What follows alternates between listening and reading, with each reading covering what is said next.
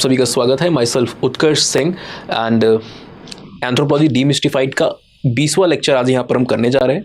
और इस लेक्चर का टॉपिक है बेसिकली, यहाँ पर थंब पे तो आपको सिर्फ एक एथनोग्राफी देखने को मिल रहा है, बट दो चीज़ें हम यहाँ पर डिस्कस करने वाले हैं।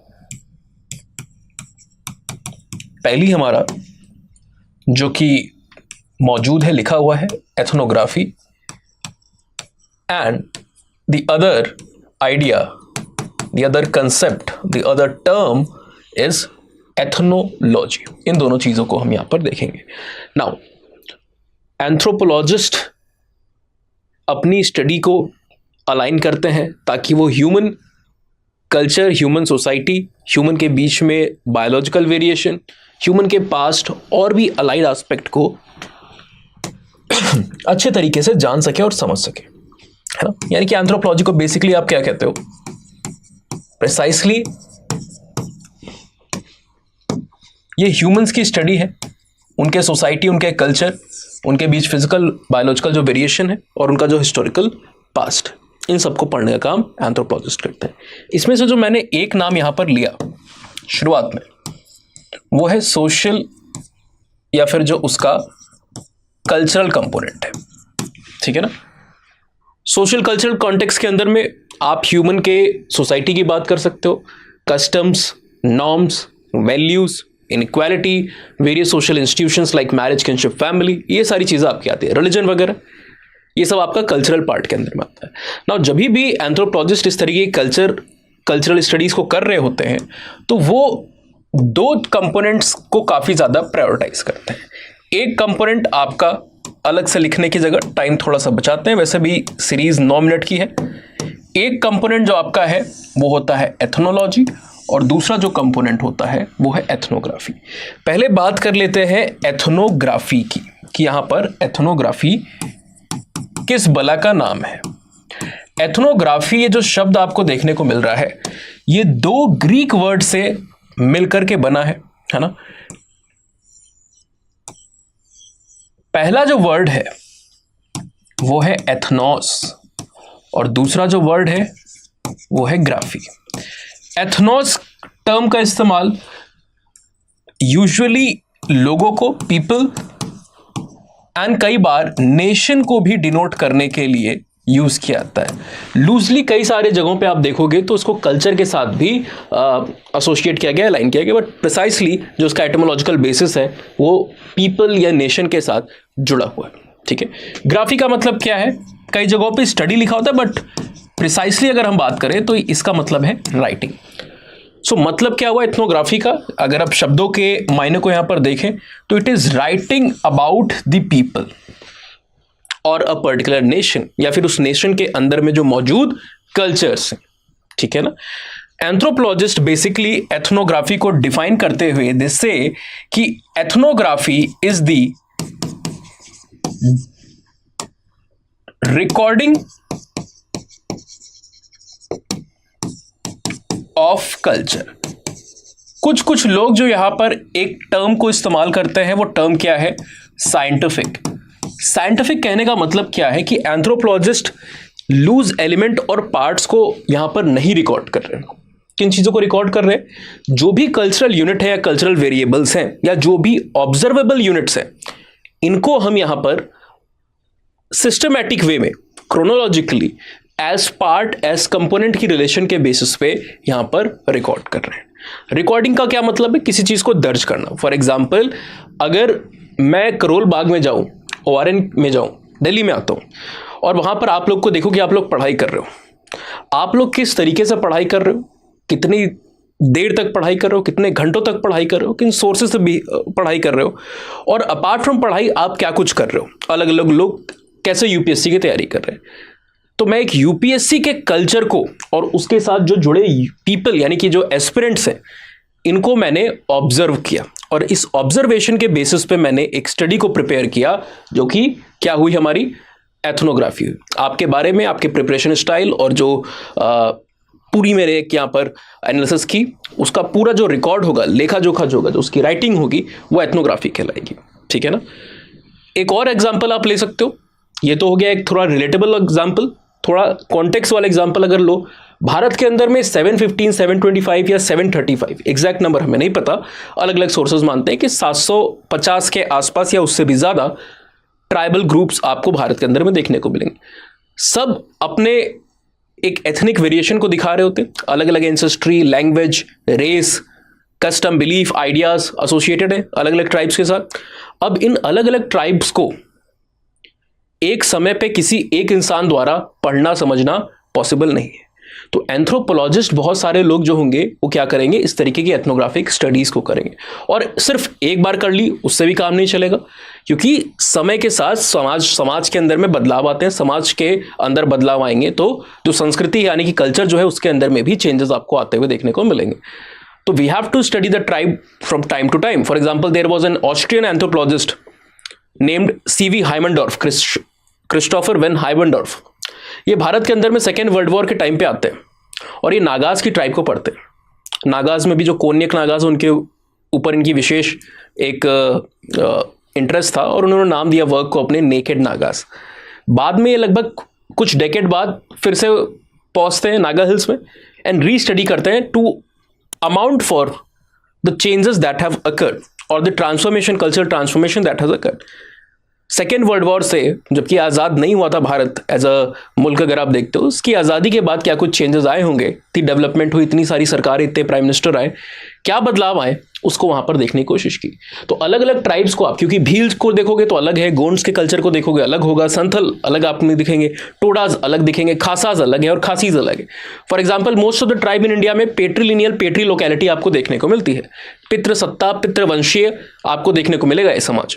मैरिज के बाद वाइफ जो है वो हस्बैंड के घर जा रही है। वेल्थ और सरनेम फादर टू सन जा रहा है, मदर टू डॉटर नहीं। लेकिन खासीज की जो ट्राइब है उनके बीच में there is a difference, matrilineal है सिस्टम, अपोजिट है, मदर टू डॉटर, ठीक है ना।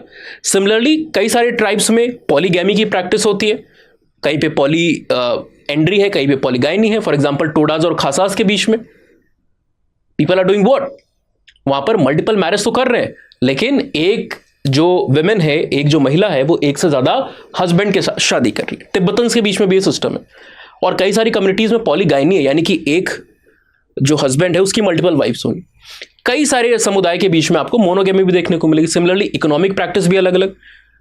अंडमान निकोबार के रीजन में जाओ, ओंगेज, जरावा जैसी कई सारी ट्राइब जो है हंटिंग गैदरिंग करती हैं। नीलगिरी हिल्स में आओगे, टोडास, गड्डीज की जो पॉपुलेशन अगर आप जाके देखो नॉर्थ के अंदर में, इनके बीच में पेस्टोरलिज्म। कई सारी कम्युनिटीज आपको देखने को मिलेगी ईस्टर्न इंडिया में जो हॉर्टिकल्चरिस्ट है, शिफ्टिंग कल्टिवेटर्स है, ठीक है। तो ये इतना सारा जो डाइवर्सिटी है इसको अमाउंट करने के लिए, समझने के लिए, रिकॉर्ड करने के लिए एंथ्रोपोलॉजिस्ट इस प्रकार की एथनोग्राफिक स्टडीज को करते हैं। अब ये जो सिलसिला है ना, ये शुरू जब कैसे होता है, शुरुआत में there was a specific type of ethnographic researches being done, जिसको हम सैल्वेज एथनोग्राफी कहते थे। सैल्वेज एथनोग्राफी का क्या मतलब है कि मॉडर्नाइजेशन के एडवेंट के साथ, इंडस्ट्रियलाइजेशन के एडवेंट के साथ जो कई प्रकार का रैपिड सोसाइटी में ट्रांसफॉर्मेशन हुआ, मैल न्यूट्रिशन, डिजीज और कई सारी और कंडीशन कारण कई ट्राइब जो थी उनका डीपॉपुलेशन हो रहा था, नंबर गिरता जा रहा था। भारत की बात नहीं करें, पूरी दुनिया भर में, खासकर वेस्टर्न वर्ल्ड में। और कई सारी कम्युनिटीज जो थी वो एंडेंजर्ड और कुछ तो एक्सटिंक्ट भी हो गई, विलुप्त हो गई पूरी तरीके से। तो एक्सटिंक्शन को तो आप अब वापस से रिवर्स नहीं कर सकते हो। इवन एंडेंजर्ड के लिए एंथ्रोपोलॉजिस्ट डायरेक्ट कुछ नहीं कर सकते थे, because they were not part of the administration. तो उन्होंने क्या किया, जो इस तरीके के एंडेंजर्ड कम्युनिटीज थी, जो एंडेंजर्ड कम्युनिटीज या जो एंडेंजर्ड कल्चर्स थे रादर, इनको रिकॉर्ड और डॉक्यूमेंट करने का काम किया। जिससे क्या होगा कि सबसे पहला तो इनका जो रिच हेरिटेज है, जो कि अगर ये एक्सटिंक्ट हो जाएंगे तो तुरंत विलुप्त हो जाएगा, उसको आप समझ पाओगे, जान पाओगे कि अच्छा ऐसा भी कुछ होता था। दूसरा, ये रिकॉर्डिंग जो है ये जब पब्लिश होगी तो लोगों को अवेयरनेस एक जनरेट होगी। तीसरा, हो सकता है कि एक गवर्नमेंट या कोई एक एबल बॉडी एडमिनिस्ट्रेटर का एक ध्यान जाए और इस सोसाइटी, इस कल्चर को बचाने के लिए वो कुछ प्रकार का काम कर सके। तो शुरुआत की जो एथनोग्राफिक स्टडीज होती थी ज्यादातर वो नॉन वेस्टर्न सोसाइटीज की होती थी। करते कौन थे? वेस्टर्नर्स करते थे। बेस क्या था? वेस्टर्न सोसाइटीज थी, पर करती किसके थे, मतलब किसकी स्टडी कर रहे होते थे? जो सब्जेक्ट होता था वो नॉन वेस्टर्न सिंपल सोसाइटीज होती थी। आज के ज़माने में ऐसा नहीं, आजकल एथनोग्राफी हर तरह की चीज़ की हो रही है। एक बिजनेस हाउस को भी आप पढ़ सकते हो। जैसे मैंने बोला कि मैं यूपीएससी के एस्पिरेंट को पढ़ूंगा, आप लोग कोई ट्राइबल या सिंपल सोसाइटीज़ तो हो नहीं, और एक्सटिंक्शन और एंडेंजर छोड़िए, आपका नंबर तो बढ़ा जा रहा है। 6 लाख, 7 लाख, 8 लाख, बीच में 8-9 लाख तक चल रहा था, अब 10 लाख के ऊपर जा रहा है, 12 लाख। एक साल बीच में शायद 14-15 लाख लोग ने फॉर्म भरा हुआ था, 16-17 के आसपास आई बिलीव। तो नंबर बढ़ता जा रहा है, लेकिन उसको भी आप पढ़ सकते हो, ठीक है। Similarly there are new dimensions of ethnography. For example there is a dimension called as digital ethnography, या जिसको आप नेटिनोग्राफी भी कहते हो, या फिर नेटिनोग्राफी के अलावा इसको एक और हम यहां पर नाम देते हैं साइबर एथनोग्राफी। इसके अंदर में जो हम बिहेवियर है, जो वेरिएशन, उसको पढ़ने समझने की कोशिश कर रहे हैं in the digital space, in the digital world. तो बहुत सारे आज के समय में चेंजेस आ रहे हैं, और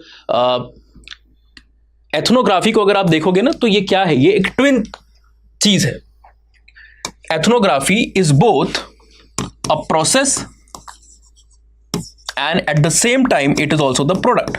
जो राइटिंग इससे आपकी तैयार होगी, जो लिटरेचर आप इससे तैयार करोगे, वो प्रोडक्ट है। लेकिन जिस मेथड के द्वारा आप इस स्टडी को कंडक्ट कर रहे हो, लोगों को ऑब्जर्व कर रहे हो, उसके तौर पे इसको एक प्रोसेस के तौर पे देखा जा सकता है। तो ethnography is both a process and a product, दोनों डायमेंशन से इसको देखा जा सकता है। अब एथनोग्राफी का ही जो कई बार रिजल्ट होता है ना, इट रिजल्ट इनटू व्हाट, इसका जो प्रोडक्ट है, इसको एक रॉ मटेरियल के तौर पे यूज किया जाता है। कोई पूछे कि यूज किया है, तो बताइएगा कि यूज किया जाता है, एक सोर्स है रॉ मटेरियल का, किस चीज के लिए, for any sort of ethnology या एथनोलॉजिकल स्टडी। एथनोलॉजिकल स्टडी, एथनोलॉजिकल स्टडी क्या होती है, क्रॉस कल्चरल कंपैरिजंस होते हैं दो अलग अलग कल्चर्स को। फॉर एग्जांपल मैंने 2 धर्म लिए, 2 रिलीजन लिए, एक तरफ इस्लाम लिया, एक तरफ हिंदुज्म लिया। I am interested to explore और to make an inquiry into the status of women in both of these 2 different religion. तो मैंने कुछ बेसिक सोर्सेस या स्टडीज या जो पहले से पब्लिश्ड डाटा है, जो राइटिंग्स हैं हिंदुज्म के ऊपर, उसको निकाला, दूसरा इस्लाम निकाला, और मैंने इनको कंपेयर किया। तो जो भी मेरा कंक्लूजन आएगा, उसके बेसिस पे मैं एक थ्योरी को वहां पर दूंगा। तो जो आप एंथ्रोपोलॉजी में थ्योरीज पढ़ते हो ना, वो इसी प्रकार के कंपैरेटिव या क्रॉस कल्चरल स्टडीज के ऊपर बेस कर रही होती हैं। So ethnography is the base of all the theories that you read in the paper 1 of anthropology optional. So ये ऑप्शनल जो है काफ़ी इंटरेस्टिंग है, काफ़ी चीज़ों को आप रिलेट करते हो, समझते हो, पढ़ते चलते हो, और अच्छी बात है कि it is one of the most scoring option also. UPSC ने पिछले, उसकी जो एनुअल रिपोर्ट है 63rd से, अगर आप अभी प्रेजेंट 73rd रिपोर्ट को देखोगे, तो it is the most consistent subject, सबसे अधिक सक्सेस रेट वाला सब्जेक्ट हुआ है। और इसके साथ 2 और सब्जेक्ट है, PSIR और सोशियोलॉजी।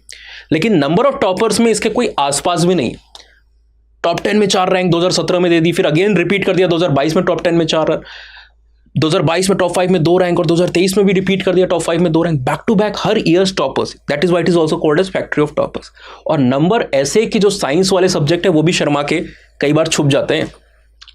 मैथ्स, फिजिक्स जो कि प्योरली ऑब्जेक्टिव सब्जेक्ट माने जाते हैं, 2+2 करोगे तो 4 ही आएगा, चाहे कभी भी लिखो आपको पूरे नंबर मिलेंगे।